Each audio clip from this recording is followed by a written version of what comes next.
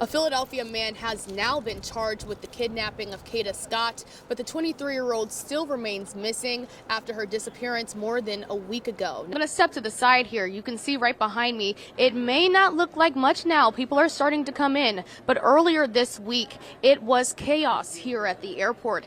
A prime example of how Davidson Township was impacted by these storms is the road behind me. If you can take a look, you can see almost half of the road swept away. Protests like this one show how the 2-year anniversary is still stirring emotions, not just on Temple's campus, but across Philadelphia.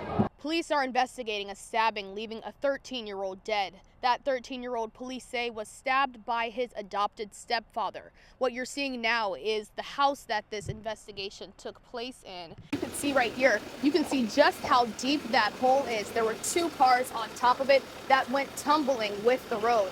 Hurricane Debbie has touched down in the Carolinas, but this Charlotte homeowner is still recovering from the last storm. If you take a look behind me, you can see all of the trees and the damage that was left from the storm that happened in July. Soon, it won't just be you watching for cars. These new cameras coming to Broad Street are supposed to slow speedy drivers down with a fine. For mail-in ballots, open it, fill it out, and send it. All ballots must be received by the election office at 8 p.m. on Election Day. It was scary. We're nowhere near home. We're 1,000 miles away. We don't know when we're going to get home, if we're going to get home. Bracia Williams and her friends flew to Miami to celebrate her 20th birthday. The vacation itself was fun, but the experience with the flights and everything going on with the government was not fun. On the way back home to Philadelphia, they were met with cancellation chaos. Our flight actually got canceled and delayed multiple times. And they're not alone. From coast to coast, travelers deal with delays and cancellations from major airlines as the FAA reduces airline operations by 4% at dozens of U.S. air hubs, leaving some travelers stranded. I was supposed to be home about 24 hours ago. Sat for about 16 hours. Jonathan and his family were on their way back home to Orlando from Philly. There wasn't any delay. We were able to get on the flight, and then simply right after that, we were on the plane for about 3 hours. Due to weather, the plane was rerouted, landing them right back where they started. Rebooking that flight wasn't all that easy. There was about maybe a 2-3 hour line right here for everyone to go and rebook, and then there was about maybe another 2 to 3 hour wait just to get our checked bags back. So didn't leave out of here until about 3-4 in the morning. Some of these disruptions are due to TSA agents and air traffic controllers who have been going without pay for weeks now, leading to staffing shortages, slower lines, and leaving many concerned about their upcoming travel plans. Now we're walking around with the fear, like, are we going to be able to travel and be on time with our flights and not be stuck? That's scary. Yeah, for sure. Anything else anyone wants to add? We hope it's going to. While talks of a peace deal continue in Washington and abroad, the call for action is being echoed right here in Philadelphia. Sophomore Noah Rosenbaum remembers that day because she lived it. We heard 2 explosions, and that was when I knew that this was real. Noah was in Tel Aviv when the war first broke out. 2 years later, she, like many students, are reflecting on the ongoing conflict in the Middle East. It's been 2 years now, but I will never forget the feeling of not knowing if I'm going to make it alive or not. Over the past 2 years, tensions have been high surrounding student protests and demonstrations. This time last year, the university placed the Students for Justice in Palestine on an interim suspension after a protest at a career fair on campus that led to one student's arrest. Other organizations have worked to make sure their own voices are heard. Temple Law Students for Justice in Palestine and Jewish Voices for Peace at Temple have been major contributors to the pro-Palestinian fight. We believe that liberation comes through collectivism and all of us working together for peace, for an end to violence, for Palestinians' right of return to their homeland. Temple Hillel has shown their ongoing support for Israel by holding community events and a vigil for those who lost their life and hostages that remain captive. In a statement, the center wrote in part, "Our role at Hillel is to provide a safe, supportive environment where students can process, learn, and grow, while also modeling constructive engagement with those whose views differ from their own." If we believe in something, we have the right to speak on it, just how I have the right to speak on my experience.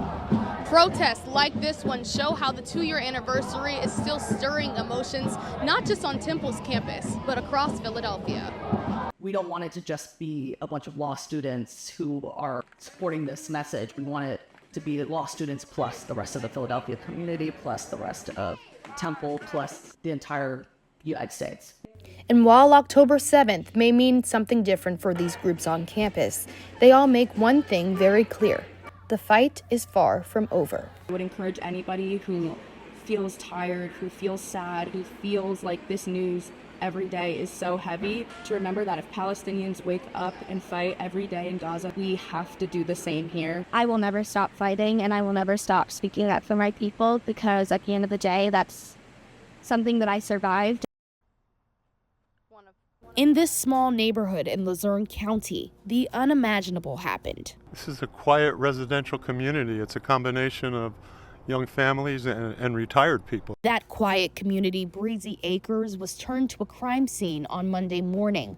State police say just after 6 a.m., a 13-year-old boy was attacked by his adoptive father, 39-year-old Cesar Delgadillo. Totally shocking. You don't want to wake up in the morning and be across the street from a crime scene. Neighbors share how they felt disturbed. Since they knew the family, they never saw this coming. I met them several times, including over at the veterinarian hospital. Quiet, nice people. We've talked on occasion about certain things, lawn care, things that neighbors talk about. Police say the victim suffered multiple injuries to his head, chest, back, and hands over several hours. He was transported to Lehigh Valley Hospital in Hazleton, where he was later pronounced dead. This isn't an area where you expect to see violent crime. To have a child's life snuffed out, there is no plausible reason for that. Police have confirmed that the adoptive father, 39-year-old Cesar Delgadillo, is in custody tonight, facing charges of criminal homicide and other related charges. Lauren Haley Morris, Newswatch 16, Luzerne County. They're afraid of what can happen tomorrow. Afraid of if I say something that I think, I might be deported. This is Matias Dragovic, a Temple student originally from Argentina. Matias is one of many students around the world who are feeling uncertainty around student visas. I know friends, direct friends, I talk to them every day. Yeah, I want to speak up, I want to say something. But if I say something, they just deport me, just for talking, just for using my First Amendment. Matias is not the only one who feels this way. Students' initial reaction was shock. Immediately felt sick to my stomach. We see this happening in other universities around America, and we're all like, oh, it's not going to happen to us, and then it's happened to us. Around the world, international students are being deported, many in relation to pro-Palestinian protests. Mahmoud Khalil and Ramea Ozturk are just two examples of activists who spoke out and were penalized. However, in a message from John Fry in relation to this student, he states the allegations supporting the revocation are unknown at this time. I think that this is the first of many, and I say that with a heavy heart. It was really disappointing to see this. As tensions rise here and across the country, the Office of Global Engagement says they're doing everything in their power to ensure students on campus feel safe. I think it's important for international students to know that in a situation like this, they need to feel comfortable coming to our office and asking for advice and guidance. Now, students and U.S. citizens like Matias are speaking out for their friends and standing up for those who feel they can't. Talking for these people, speaking out for these people, because they can be afraid of what happened to them if they do by themselves.